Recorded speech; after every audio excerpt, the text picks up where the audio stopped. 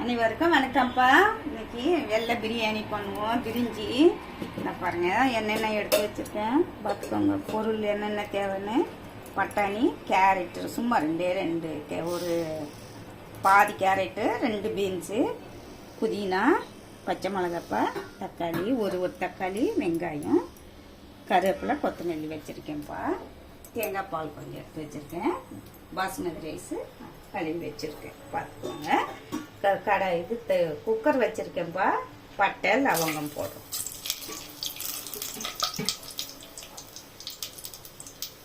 இந்த வெங்காயம்மா ஒரு வெங்காயம், ஒரே ஒரு வெங்காயம், பெரிய வெங்காயம் கட் பண்ணி போட்டுக்கோங்க. நிறைய வெங்காயம்லாம் போட வேண்டாம்.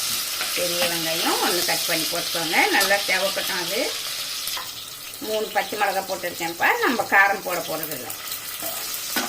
நல்லா பச்சை மிளகாவை போட்டுக்கோங்க. இந்த காரத்துக்கு ஏற்ற மாதிரி போட்டுக்கோங்க. வெங்காயம் பாருங்கள் செவந்து வந்துடுச்சு, கண்ணாடி பதத்துக்கு வந்துடுச்சு. நான் இஞ்சி பூண்டு அரைச்சிருக்கேன்ப்பா. அதோட கொஞ்சம் கருவேப்பிலையும் கொத்தமல்லியும் போட்டு அரைச்சிருக்கேன். அதனால் அது பச்சை கலரில் தெரியும்.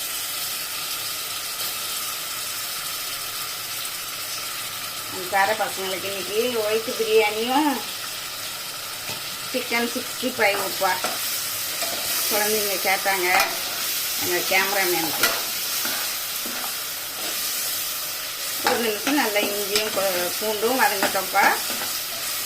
வதங்கிட்டு கையளவு புதினா போட்டுக்கோங்க.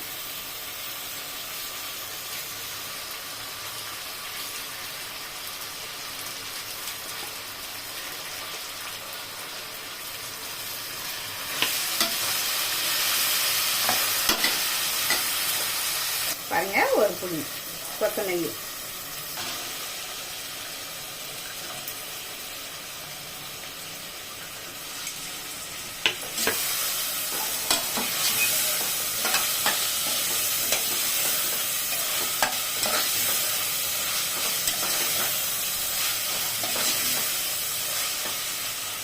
இப்போ வந்து அந்த கேரட்டு சும்மா 2 பாதி கேரட்டுப்பா, 2 பீன்ஸ்,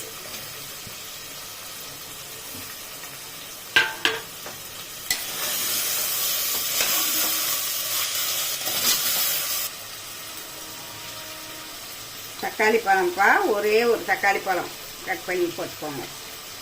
நிறையவே நான் போட்டால் தக்காளி சாதம் மாதிரி ஆகிடும். அதனால ஒரு தக்காளி பழம் போட்டுக்கோங்கப்பா. பச்சை கருவேப்பிலை,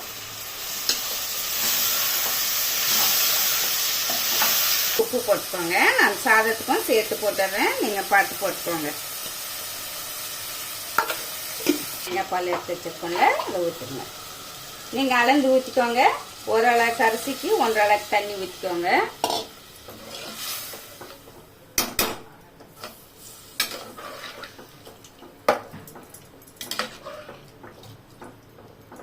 சாப்பாட்டு அரிசியானா 2 அளவுக்கு வச்சுக்கோங்க. 2 டம்ளர் தண்ணி வச்சுக்கோங்க அளவுக்கு அரிசிக்கு.